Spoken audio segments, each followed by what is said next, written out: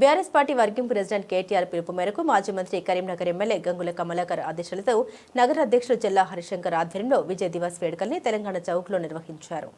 ఈ కార్యక్రమానికి ముఖ్య అతిథులుగా పార్టీ జిల్లా అధ్యక్షుడు జీవీ రామకృష్ణారావు, మాజీ ఎమ్మెల్సీ నారదాసు లక్ష్మణరావు హాజరై తెలంగాణ తల్లి చిత్రపటానికి పాలాభిషేకం చేశారు। అనంతరం కోర్టు చౌరస్తాలో గల రాజ్యాంగ నిర్మాత డాక్టర్ బిఆర్ అంబేద్కర్ విగ్రహానికి పూలమాల వేసి నివాళులర్పించారు।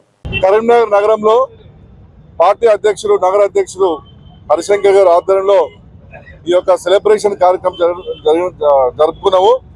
దీనికి కారణం 29వ తారీఖు రోజు కేసీఆర్ గారి దీక్ష ఏదైతే త్యాగం చేసిందో ఆ దీక్షకు పరిష్కార మార్గంగానే ఆ రోజు కాంగ్రెస్ పార్టీ ప్రభుత్వము డిసెంబర్ 9వ తారీఖు రోజు తెలంగాణ ప్రకటిస్తామని చెప్పడం జరిగినది। ఈ యొక్క ప్రకటన రావడానికి కారణం కేసీఆర్ గారు తప్పించి ఎవరు కాదు। వారి దీక్షకు వంగి కేంద్ర ప్రభుత్వం అప్పుడు ఉన్నటువంటి సోనియా గాంధీ ప్రభుత్వము వాళ్ళ యొక్క మెడలు వంచుకొని ఈ యొక్క ప్రకటన ఈ రోజు వాళ్ళు ఇవ్వడం జరిగినది।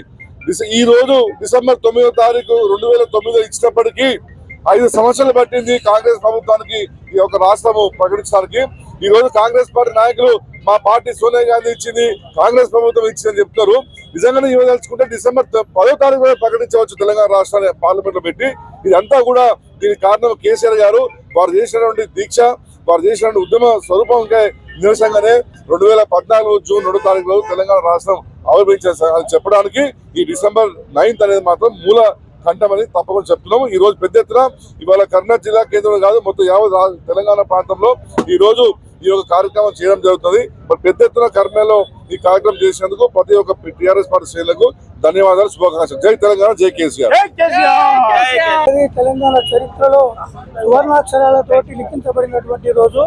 ఎందుకంటే ఈ రోజు తెలంగాణ రాష్ట్రాన్ని ఇస్తున్నాం అని చెప్పి ప్రకటన చేసినటువంటి ఈ రోజు, ఈ తెలంగాణ రాష్ట్రం ప్రకటన రావడానికి నవంబర్ 29 నాడు కేసీఆర్ గారు చేసినటువంటి కేసీఆర్ సచ్చుడో తెలంగాణ వచ్చుడో అనేటువంటి ఆమరణ నిరాహార దీక్ష అనేది దీనికి నాంది పలికింది। 11 రోజుల దీక్ష తర్వాత కేంద్రం దిగివచ్చి మరి తెలంగాణ ప్రకటిస్తామని చెప్పడంతో కేసీఆర్ గారు దీక్షను వినిపించడం జరిగింది। ఇది సంపూర్ణంగా కేసీఆర్ గారి ఆమరణ నిరాహార దీక్షతోటి మాత్రమే తెలంగాణ రాష్ట్రం అనేది ప్రకటించబడ్డది। కేసీఆర్ గారి దీక్ష లేకపోతే ఈ యొక్క నవంబర్ 9 ప్రకటన లేదు, డిసెంబర్ 9 ప్రకటన లేదు।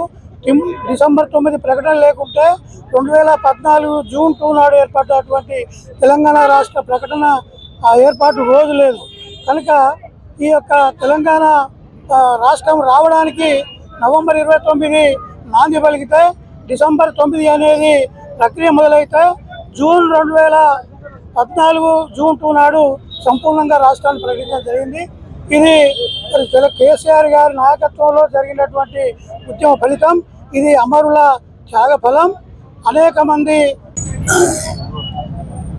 నవంబర్ 29 కేసీఆర్ గారి నిరాహార దీక్ష 2009 మరి 29 నాడు నిరాహార దీక్షకు కరీంనగర్ నుంచి బయలుదేరి అప్పటి ప్రభుత్వం అక్రమంగా అరెస్ట్ చేసినా కూడా 11 రోజులు దీక్ష చేసి కేసీఆర్ చచ్చుడో తెలంగాణ వచ్చుడో నినాదంతో ఉద్యమాన్ని ఉవ్వెత్తున లేపి మరి ఆ రోజు 11 రోజులు వారు అమర నిరాహార దీక్షతోని కేంద్ర ప్రభుత్వం దిగివచ్చి మరి ఆ రోజు కేంద్ర ప్రభుత్వంలో ఉన్న హోంశాఖ మంత్రి గారు మనకు తెలంగాణ ప్రక్రియ చేపడుతున్నామని ప్రకటించి మనం తెలంగాణ ఉద్యమంలో కీలకమైన ఘట్టాన్ని సాధించిన రోజు ఇలా డిసెంబర్ 9వ తారీఖు। ఇలా కేసీఆర్ గారి నాయకత్వంలో ఉద్యమ పార్టీగా ఇలా కేంద్ర ప్రభుత్వాన్ని ఒప్పించి మెప్పించి తీసుకొచ్చుకొని విజయం సాధించిందంటే మరి ప్రకటించిందంటే ఓన్లీ కేసీఆర్ గారి నాయకత్వంలో।